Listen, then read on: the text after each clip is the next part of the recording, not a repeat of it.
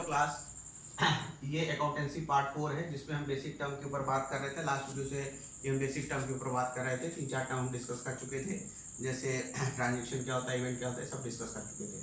अब आगे हम लोग बात करते हैं। जैसे ड्राइंग सबसे पहला है। ड्राइंग का मतलब होता है अगर कोई भी जो बिजनेस का ओनर है वो पर्सनल यूज के लिए बिजनेस से कोई सामान ले ले या पैसा निकाल ले तो उसको हम कहते हैं ड्राइंग। ठीक है। अब जैसे फॉर एग्जांपल अगर मान लीजिए किसी एक पर्सन की जलेबी बेचने की दुकान है और तो वो जलेबी बेचने की दुकान अलग और आप अलग, ओनर अलग। अब वो जलेबी बेचने वाले ने उस बिजनेस के जलेबी बेचा, उससे कोई पैसा रखा हुआ था, उस पैसे से बच्चे के स्कूल की फीस जमा कर दिया तो फिर वो ड्राइंग हो जाएगी। या वो जलेबी उसी में से कुछ जलेबी निकाल के खुद खा लिया तो भी ड्राइंग हो जाएगी। तो इस चीज को ध्यान रखिए। दूसरा क्या लिखा है, liability. It refers to the amount which the firm owes to the outsider.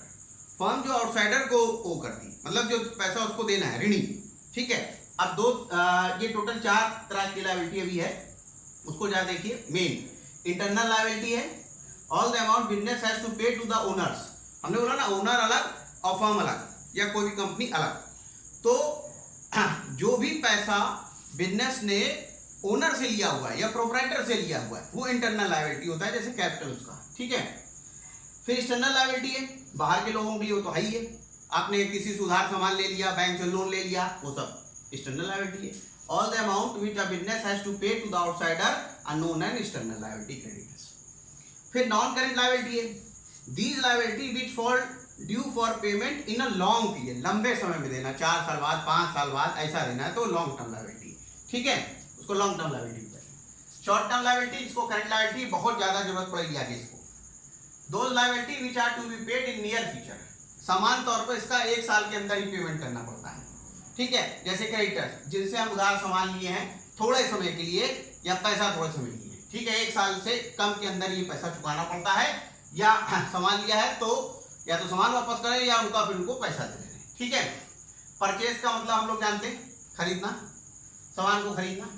Purchase 2 तरह से हो सकता है, कैश भी हो सकता है, क्रेडिट भी हो सकता है, नगद देकर भी, उधार देकर भी, उधार से भी।